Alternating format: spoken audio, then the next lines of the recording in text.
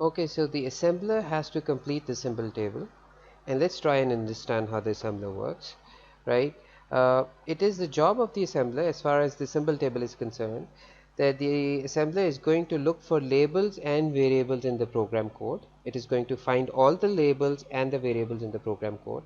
It is going to add these labels and the variables to the symbol table, and it is also going to add the addresses of these labels and variables to the symbol table.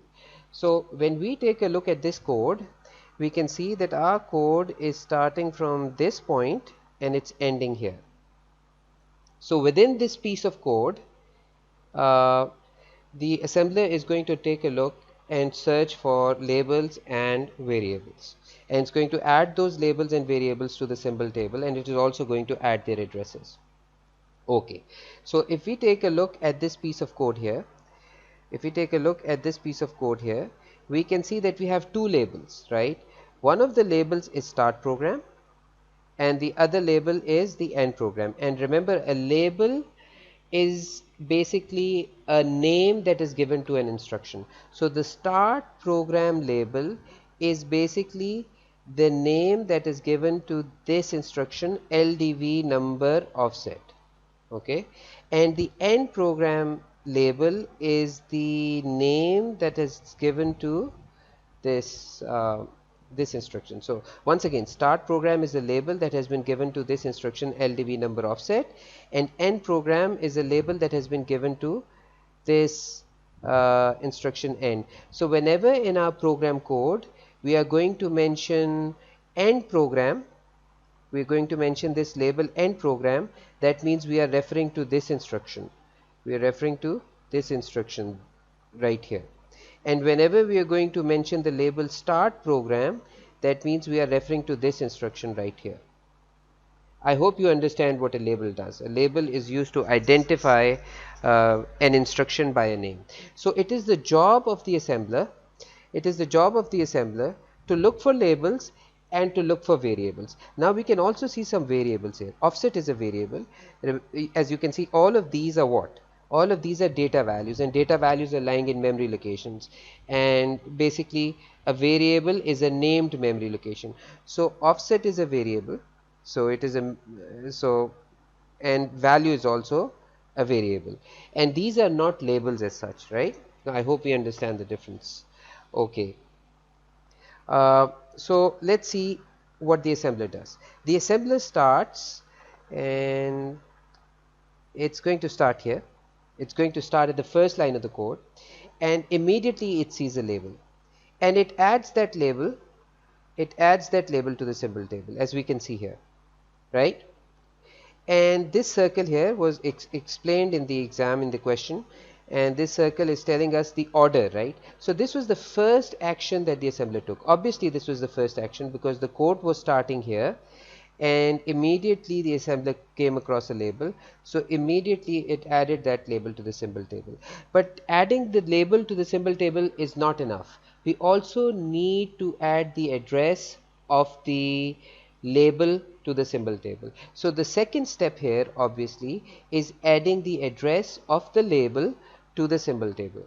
Okay, and what address has been added? As we can see here, the address that has been added is 0. So this is the address that has, so this was the second action that was taken. The relative address of the label start program was added to the symbol table. So this was the second step that the assembler took. Now what we need to understand is that what is a relative address? A relative address is taken relative to some other address, and in this case uh, start program has been given a relative address of 0, which basically means that it is how can I say this, it is at a distance of 0 from our reference point.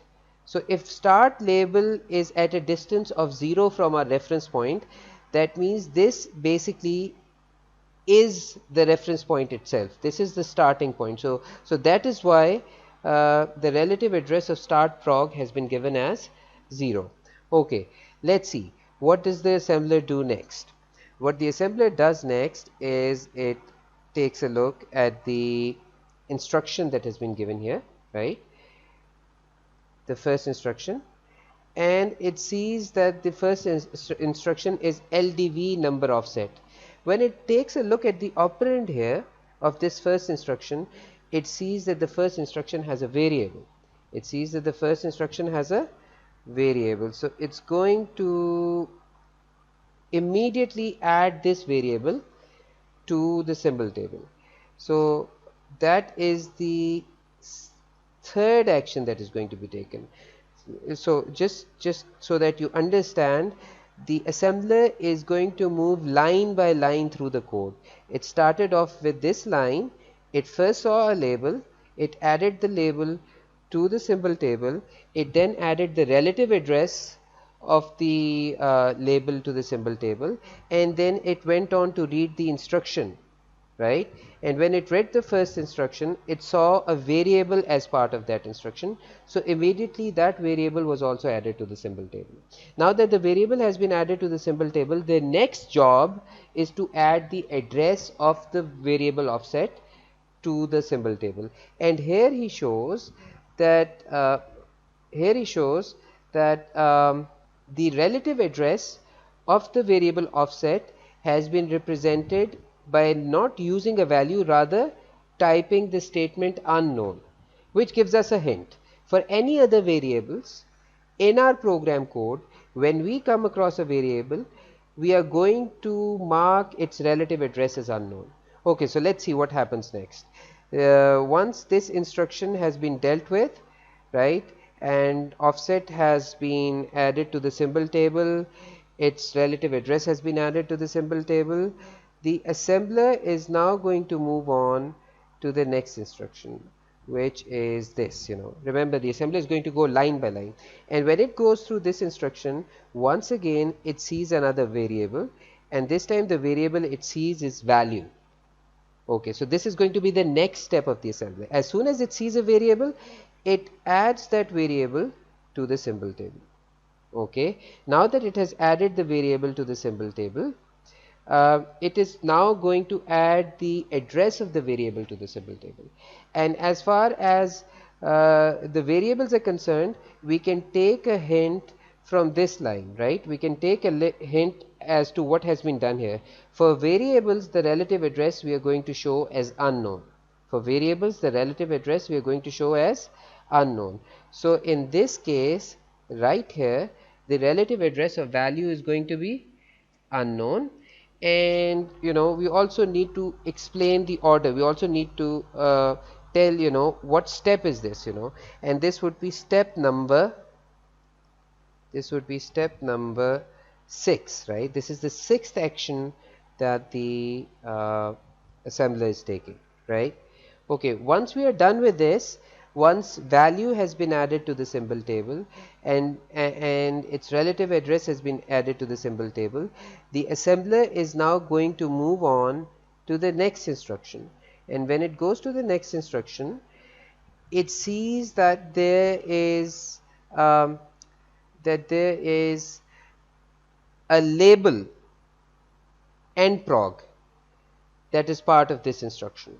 So what is it going to do? It's immediately going to add this label nprog to the symbol table. Okay, so what's it going to do? It's going to add nprog to the symbol table.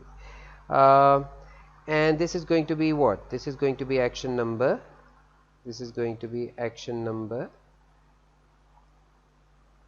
7. Okay, once this action has been taken, we need to write down the relative address of nprog to our symbol table, right? And how are we going to calculate the relative address? Remember, the relative address of start prog was 0, which means the relative address of this compare instruction would be 1.